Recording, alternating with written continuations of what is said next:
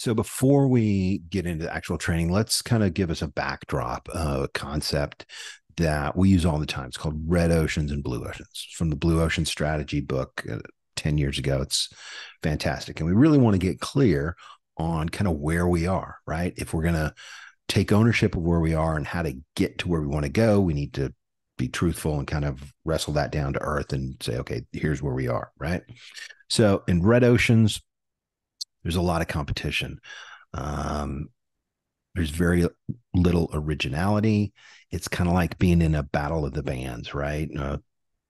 We say it often, if you're in a battle of the bands, you've already lost, right? Because you're not competing on originality. You're just competing horizontally with others like yourself. But if you're in a blue ocean, you're an original. You're the only one. You're not competing on price. It's not leadied up with competition and price pressure. You're in a healthier place, right? So this is a backdrop that we want to really get clear on as we grow what we're doing inside the Supervisor Sync community. Red oceans, there's a ton of competition. There's a lot of blood in the water. Not a great place to be. This is like the blues band, right? If you're in a blues band, you're in there with 10,000 other blues bands.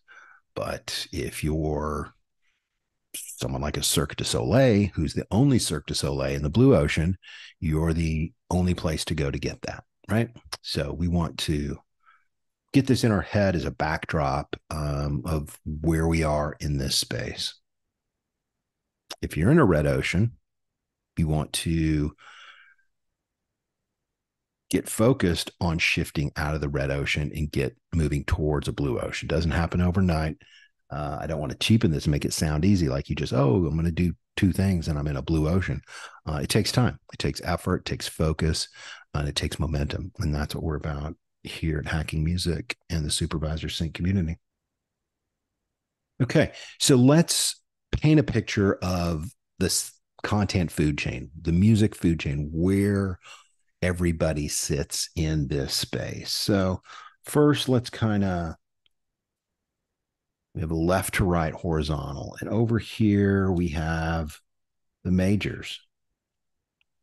Okay.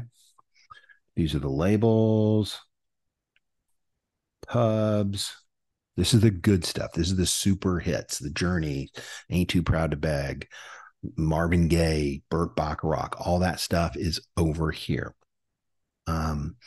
And maybe on the other side, we have, let's say, royalty free stuff down here.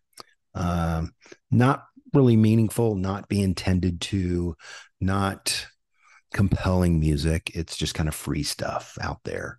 And we're not saying that any of these are better, but we just want to kind of put a handlebar on these to know where we are and kind of where we're going. So the royalty free stuff's over there. Let's say, all right, let's do family estates. Okay, let's put our family estates over here.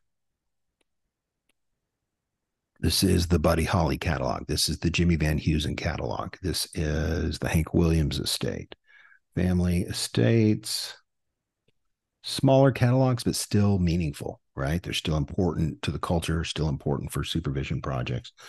And then let's do kind of major minors. Okay. Major minors. These are the smaller companies, somebody like a Garth Brooks or a Big Loud Shirt or a Big Machine catalog.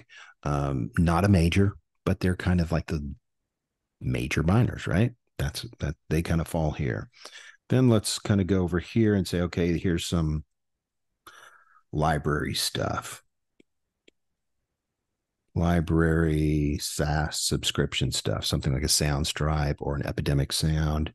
You don't really know the music. You don't necessarily want the music, but it's there. It's cheap. It's quick and cheap, right? This is monthly. Great for wedding videos, great for YouTube content, right? And then we have kind of our indies. Our indies, let's squeeze them in here. Indies fall over here, right? They're kind of smaller publishers, producers, composers kind of handle it all themselves, right? And full disclosure, I mean, like 80% of the projects we work on happen over here on the right, right? It's known music, it's real budgets. We don't really work in the royalty-free library indie space that much. We do every now and again, but it's kind of one-offs. So as we think about this sync food chain, we have the red ocean kind of over here, right? This is our bloody red ocean space over here. And our blue ocean is kind of over here.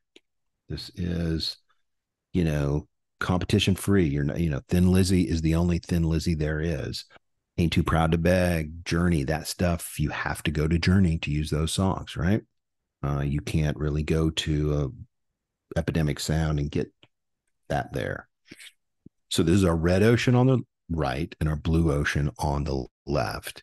And full disclosure, it's like we most of what we do is over here on the right, licensing music that's known, that's important to films and advertisement stuff. But what we see so much of is the stuff on the right, the red ocean stuff where artists are getting taken advantage of and really sketchy practices.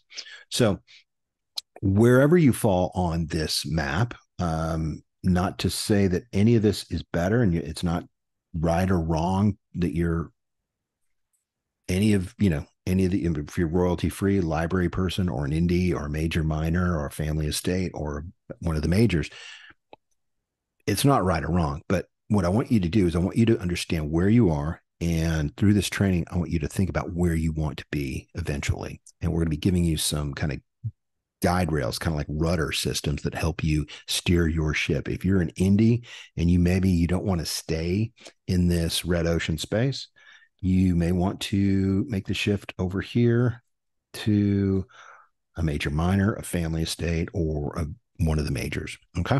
So that's just a quick overview of the content food chain as we continue our training here.